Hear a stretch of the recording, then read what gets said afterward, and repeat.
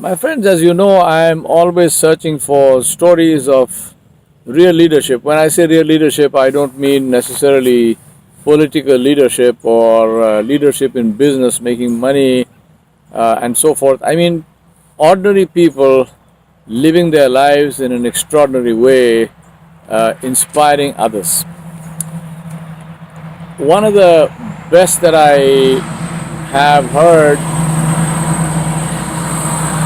in my life is that of Harold Pease, whose interview follows. This is an intro to tell you a little bit about the man. He is 91 years old. He's lived in this town of Somers, Connecticut all his life. He told me, I was born on the other side of this town in a farm which is 7.2 miles from where I am. So I traveled 7.2 miles in 91 years. So I guess you could say I'm slow. So I said to him, Alhamdulillah. So I said to him, I don't think you are slow. I think you're very thorough. You thoroughly traveled 7.2 miles in 91 years. Now, obviously, if you've lived in the same town for 91 years, you know everybody in the town as well, and that's the case with Mr. Harold Pease. Apart from the story, his story, which you will see in this interview, and I hope you will find it as interesting and as inspiring as I did, he took me into his workshop in the basement of his house, and he said to me, this whole house, I built it myself. Every single plank, every single piece of wood here. I cast the concrete, I laid the roof, everything, I did it myself. His deck is dry stone walled, and he said I would go out in the hills, I would collect these stones in my pickup truck, I bring them here. I had a wheelbarrow, I used to push them up here, and then I would build this whole deck, beautifully built and done by himself. He has little bird houses, and if you look at the bird houses, they are literally really knots of trees, some with natural holes in them, others where he drilled the holes himself, and they are put up on high posts to keep them out of reach of predators. And for the bird, I guess it's beautiful because it's like going into a tree instead of going into a artificial bird house. He has a bird feeder with black sunflower seeds, and while we were sitting on his deck and chatting, I can't even tell you how many species of birds, at least about 8 or 9 different species of birds came to feed on that feeder. Unfortunately, I don't have the camera to give you any footage of that, but inshallah, at some point I'll probably try and do that as well. It's just sitting there and watching those birds feeding, one of the most interesting experiences of my life.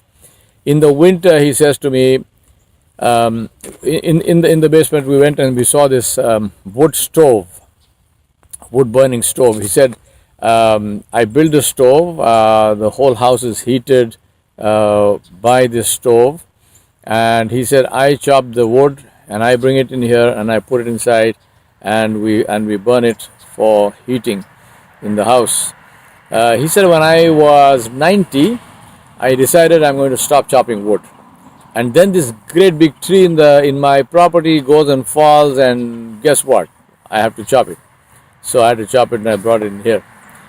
His hobby is he carves bowls, B-O-W-L, bowls, round bowls, and he carves them out of knots in trees.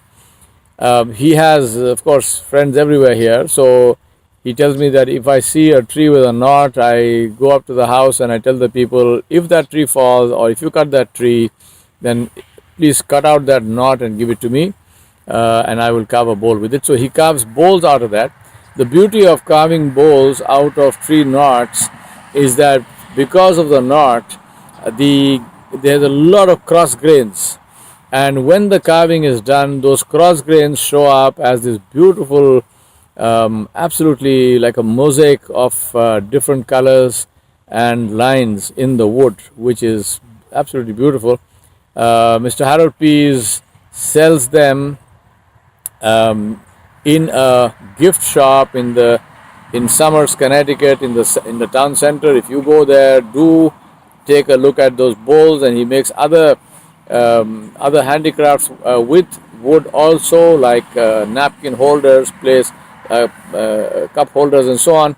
The shop is called You've Got It Made. It's called You've Got It Made. It's a very interesting gift shop in the center of Somers, Connecticut. If you go down there, do take a look at that and get something for yourself or as gifts for others. I think this is enough as an introduction to the video itself. As I was walking onto his property, I saw him on his tractor hoovering some more leaves off his lawn. And so this video begins with that short footage of Mr. Harold Pease on his lawn. And then we have our interview. I hope you enjoy it. I hope it's inspiring for you. And I ask you to pray for Mr. Pease and his wife for their good health and for guidance. All right, people. So this is the bush in front of Harold's house. That is Harold's house. And that is Harold at work. And you can see the man here and see what he's up to. Fantastic. Hi, folks. I'm here with a very, very interesting person, Mr. Harold Pease. Now, I must tell you how I met him. I'm here visiting the U.S., as you know. I'm in Somers, Connecticut. And I found this wonderful road called Watchhog Road. And I walk about 4 miles on that road every day. And I pass by this, what used to be a cornfield, and then they cut it down, and now I can see all the way into the distance to the hills and the changing leaf color and so on. And one day I'm walking down this road, and I see the gentleman. He is blowing the leaves off his deck, and then he got onto his little tractor. And as I walked past him, he waved to me, so I waved back to him, and he called out something, and I couldn't hear it, so I went up to him, and we got chatting, and he said to me, I've been living in this house, and that's the house you can see behind here, for the last 60 years. So I said to him, sir, I am 64 years old, which means that when I was 4 years old, you moved into this house. He said, that's right, and I'm 91. So I said, oh, wow. And here is this 91-year-old gentleman who is blowing leaves off his deck. He's driving a tractor, and there's a fantastic greenhouse shed behind his house. And yesterday he told me that he has all his seeds for the coming year all done and ready. And just now we were having a little chat about birds, which he's got a feeder there, and these birds they rely on that feed to live through this pretty tough winter that we have here. The reason I thought I must talk to Mr. Pease is very simple. As you know, my book and my leadership podcast on leadership is a personal choice. I believe that to be a leader, you don't need to be a head of state or a billionaire or living in a house on top of a hill or something. Everyone, man or woman, can decide to be a leader in their own job, in their own homes, between their own friends and so on, if they decide to do that. And what is leadership? Leadership is to decide to take charge of your life and to take decisions which are positive for everyone around us. And that's exactly what I see Mr. Harold Pease doing. Now, Mr. Harold Pease is 91 years old, which means that given that the United States of America this year is 243 years old, Mr. Harold Pease has been around for more than 1/3 of the life of the United States of America. So I said, here is a man who is an absolute treasure of history. So I'm going to now get off here and have him talk to you, and I'm just going to leave it open. I'm going to request Mr. Pease to say whatever he thinks he's interested in, and I'm going to move this camera so now you can see him clearly, and you won't see me anymore. You don't need to see me. So there you go. And Mr. Pease, thank you so much. I greatly appreciate this time that you're giving me. As I'm sitting and listening to you, I'm seeing different kinds of birds coming to that feeder. That's so interesting. So you must, at some point in time, you must talk to me and tell us about these birds as well. So over to you, sir. Well, to start out with, I was born in this town in a farmhouse on the southern border of the town. Right. 1928, I was born here. And it was a farm, and we had a farm for quite a few years, but the small farms got so, they couldn't survive, so we finally sold it out. It was a 90-acre farm, which was fairly good size for back then. Yeah. And then from there, I grew up and went to the local schools. And when I got past the 8th grade, I decided instead of going on to high school, I went to technical school, Cheney Tech in Manchester. And there, well, before I get there, I should say, with my grades in school, maybe a C or so, I didn't do too good. I didn't care much for school, okay? The teacher liked me so much, she used to have me sit right next to her. You know, they pass the desk. But anyway, you believe that, I'll tell you another one. But anyway, I went to Cheney Tech, and there I took up a machinist course. And I had a lot of math and drafting and stuff like that. Well, I went from having probably a C in regular school to all A's in that school. Fantastic. And so I finished all my work in a 4-year course in 2.5 years. So at the end of that year, they graduated me because I had done everything that I was supposed to be doing. Fantastic. So I got out of there, and I had a job waiting for me in Pratt & Whitney aircraft company. Right. In the pool room, in the tool room. So I went there, and I didn't care much about working inside, I guess. I tried a few other small job shops. And from there, I started doing all kinds of different things. And I worked for a contractor building houses for a while. And then I saw this guy putting in tile and everything. I said, I think I'd like to try that. So I got into that, and I worked there for quite a while. And in 1964, I decided I'm going to business for myself. Wow, fantastic. So I went in business myself, and I had a tile and floor covering business local in this town. And I guess it was, I don't know how many years it was, but it was quite a few years I was in on my own. And then I was thinking about, I'd like to get something else that has some benefits, like insurance, because I used to have to buy all my own insurance and everything. So anyway, I went to work for the Board of Education. And I had a title as Supervisor of Buildings and Grounds.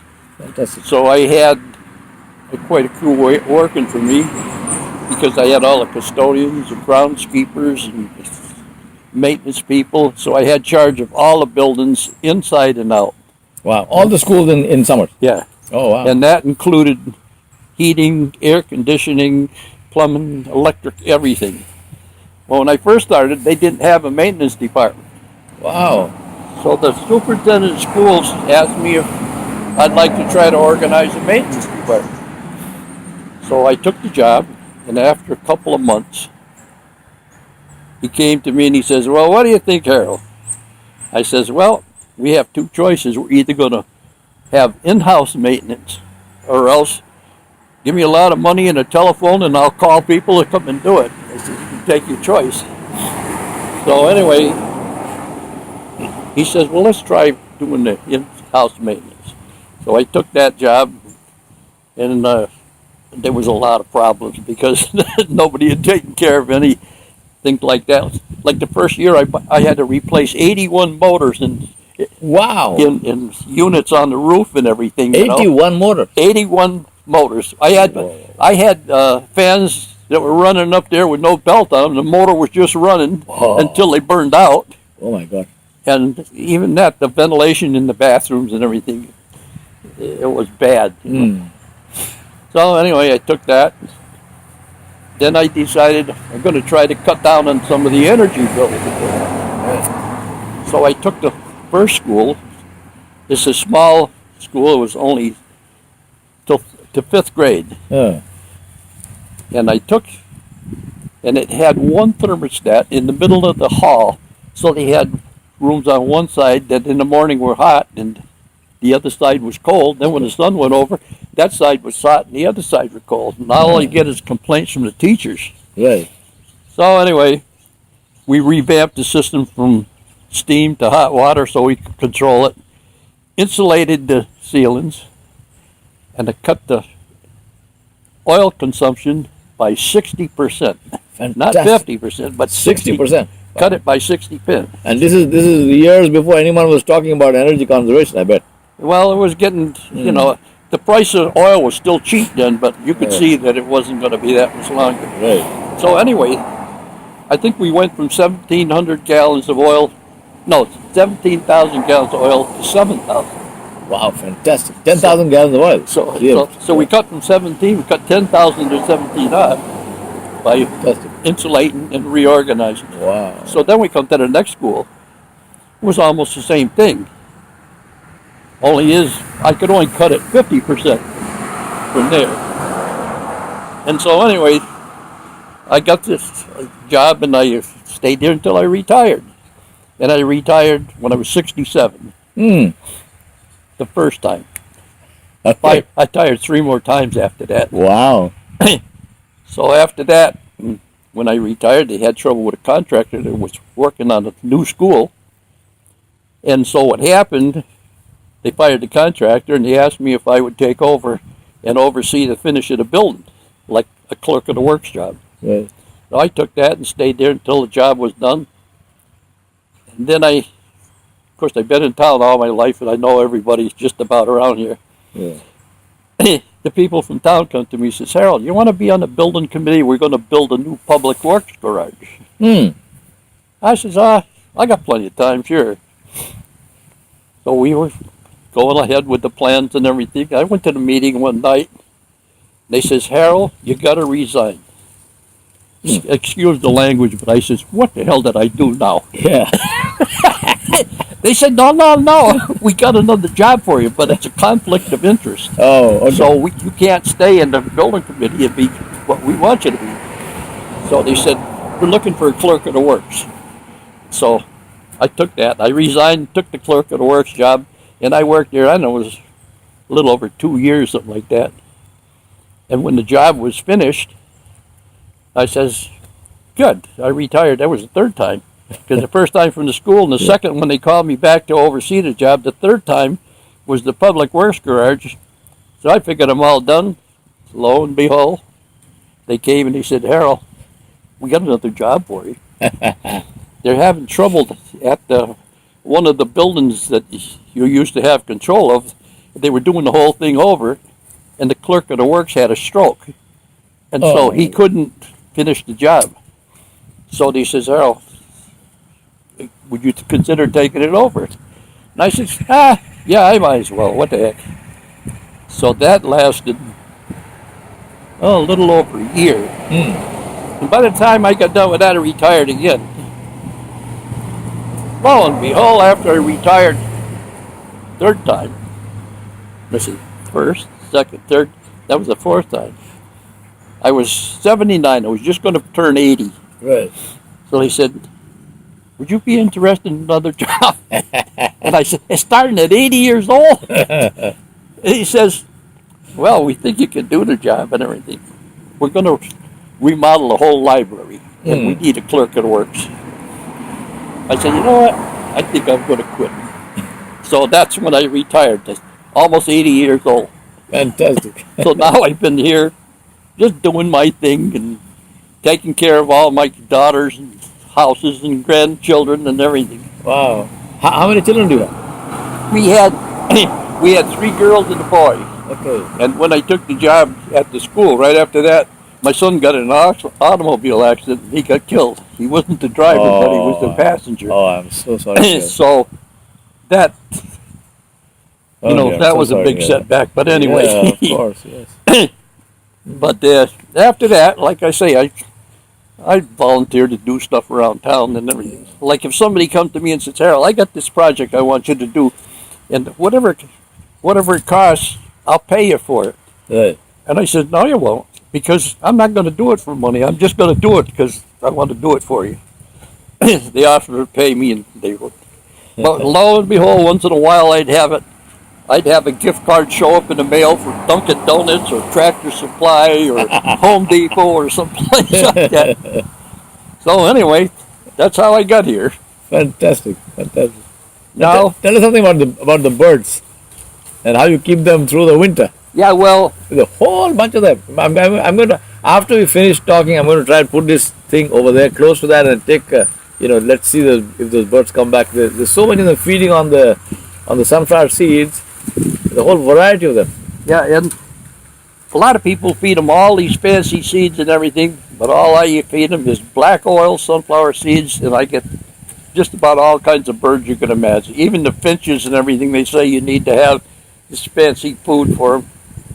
I just feed them all sunflower seeds. Fantastic. Yeah. So do these birds migrate or do they stay here through the winter? Most of these don't. Okay. Most of these don't. So how do they survive in the winter? The winter's pretty tough here. Well, yeah, it does. I don't know. Some of them try to find shelters in my outbuildings and stuff. Oh yes. But most of them, I think they hide in the bushes and stuff like that. Right. And I find, well, I got a bunch of birdhouses out back. Is it? In fact, I got two right here in the side.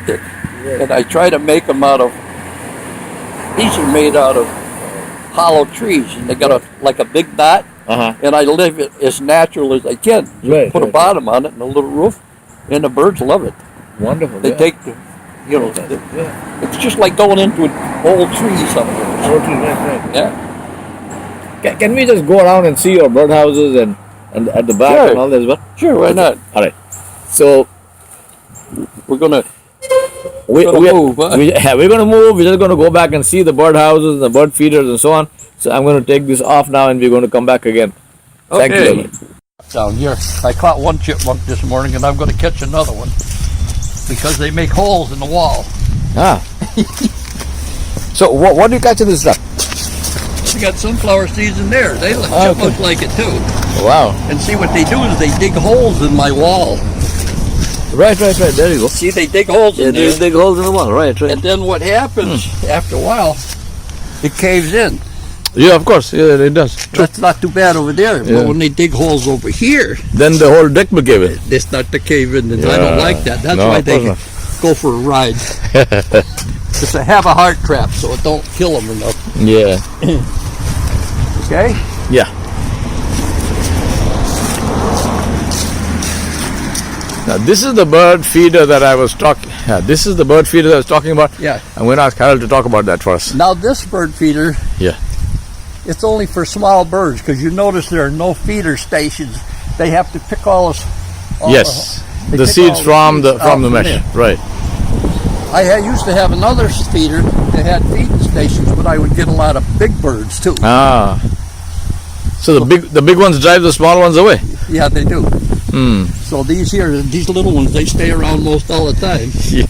Now here's a couple of birdhouses that I made. They are so beautiful. They look like trees. Yeah, that one there I had to make the hole in. Right. That's a natural one there. See, it's Oh yeah, it has a hole already. yeah. It has a hole already, right? Yeah. So the bird feels nice, just like going into a tree. Yeah. So Fantastic. then in the back here, this is a small greenhouse that I made out of a garage. This one here. Right. And you look at the distance, see a whole bunch of birdhouses over Yes. There you go. there?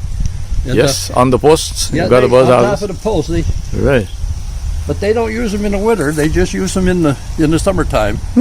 And they hatch their young in there. You know? But that's surprising. Why they don't use them in the winter? I mean, but as you said, they have their own places to hide. When the weather is really bad, they go in like my little sheds here, Right. and they get over the top. The only trouble is they kind of mess up my car. Oh yeah, of course. I don't have any seeds out here. But This is the this greenhouse. is a homemade greenhouse. A homemade greenhouse, and it's wonderfully made. You've got cacti of different kinds of cactus. These are what they call hens and chicks. Oh, what kind of cactus is this? We call them hens and chicks. Right. And they keep multiplying. Like these here, I've separated them. Yes. Yeah. But they're so lovely. They look like flowers. Yeah. Yeah. But they don't have any flowers on them, really. No, but I mean the thing itself looks like a flower by itself. Now this is some of my butternut squash. Pretty soon I got to take them inside because they'll stand a certain amount of cold, but I don't like them to freeze or anything. Yeah. And then what do you do in the summer? You plant them out, do you? Yeah, in the summer I have this little garden out here. Yes. All and right. it has what we call raised beds. Right. In other words, each one of these beds I plant something in. Right. And the raised beds ensure that there's no water, doesn't get damp and so on. If it gets really, really wet and rainy, the water doesn't affect it much because they're raised up a little ways. Correct. So the water runs off. Yeah. Now, this property I got here, when I first moved here, it was all woods, just like you see to the left. Right. And I cleared the land myself. You did. Wow. Fantastic. I built the house myself, everything. Fantastic. I did it. I built the house. I had somebody come with a bulldozer to level off the place for it. And I built this foundation out of blocks. I built the whole house. I did the plumbing, electric, heating, everything. Fantastic. And to this day, I don't have anybody come to service any of the stuff. I do it all myself. Fantastic. Yeah. Fantastic. That is a great story. You must tell us a little bit about the other day you were telling me about Rattlesnake Hill. Oh, Rattlesnake Mountain? Yeah, Rattlesnake Mountain, yes. Yeah. Well, I'm going to show you something. You might want to shut that off. All right. Okay. Yeah. So anyway, what you're seeing across from me here. Yeah. This car's going is. All right, no, it does better. Yeah. Okay. Yeah. What you see across from me here is a cornfield. Right. It's all harvested now, but there's a little over 200 acres in this cornfield, and they can cut this field so fast that they started at 6 o'clock in the morning before the sun comes up, cutting this field. They cut all through the day until 2 o'clock the next morning, and the field's gone. Fantastic. Just like that. And then down on the other side is a produce farm. They grow all kinds of produce. But it's kind of a modern thing they do now is they take, how to explain it? They take and they go along and this machine makes a mound like this. Oh, okay. Out of dirt. And on the top is a layer of plastic. But under the layer of plastic is a tube of plastic, and it has all these little feeders off it. Right. And they feed all the water and the nutrients to that without irrigating up in the air. Right. So it takes a lot less water because they don't waste it. True. They put the water right where it goes. And they grow sweet corn, butternut squash, cucumbers, peppers, all that kind of stuff. Fantastic. And they have a processing plant, about a mile from here. About a mile and a half from here. Do they can it, or what do they do? The stuff. Is it what? Do they can the stuff, or what do they do in the processing plant? They just they have a big platform there, and they sell to all these local places. They come and pick up all their stuff. Of course, they have their own trailer truck, so they could haul it further away. Right. But they sell all this produce every year, and now this year they built a greenhouse, and they started a lot of their own plants. Like he said he uses 80,000 tomato plants. Wow, a year. fantastic. And I don't know how many pepper plants and everything. And it's quite an operation from the time they till that ground until they're all done. And then when they're all done, they plant what they call a cover crop. Okay. And in fact, there's a cover crop right out here, and you can see a little bit of green coming up. Yes. As soon as they get done harvesting, they plant the field. The cover crop. They don't plow the fields anymore. Is it? No. The way they do this now, they go out there. When they get ready to plant that corn, it's all planted by a GPS.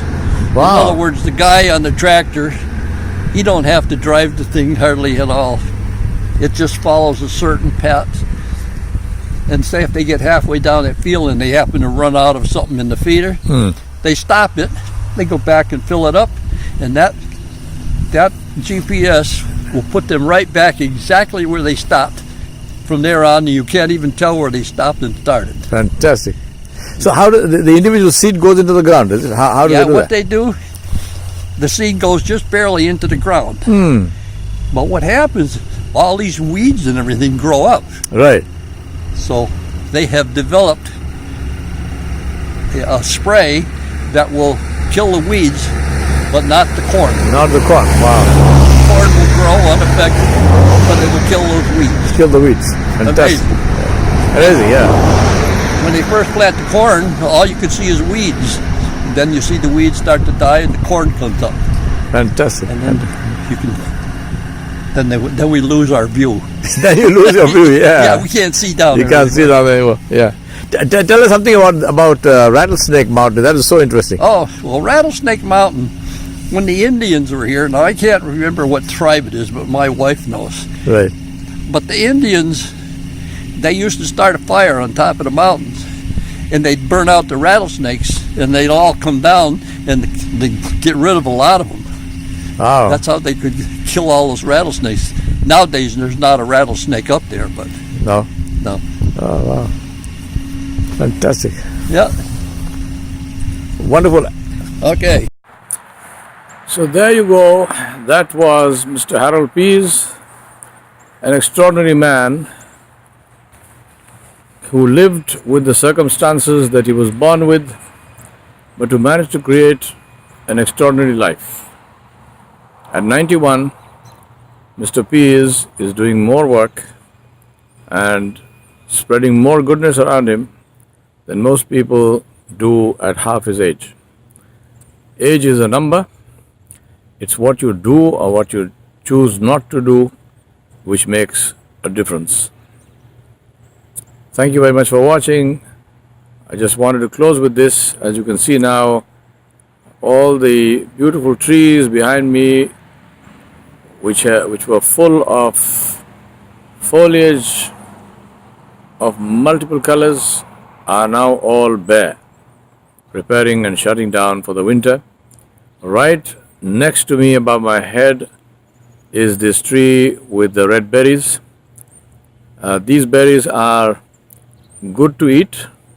They are not toxic, but I still wouldn't try that. I wouldn't recommend that you eat them. But just for your information, these trees with these berries, and there are many like this, some are toxic and some are not, but they all have these red berries of different kinds. These berries stay throughout winter until the migratory birds come back down, and they become the food for those birds when they first land here in spring, when there's very little else to eat. Thank you for watching, and a thumbs up for Mr. Harold Pease.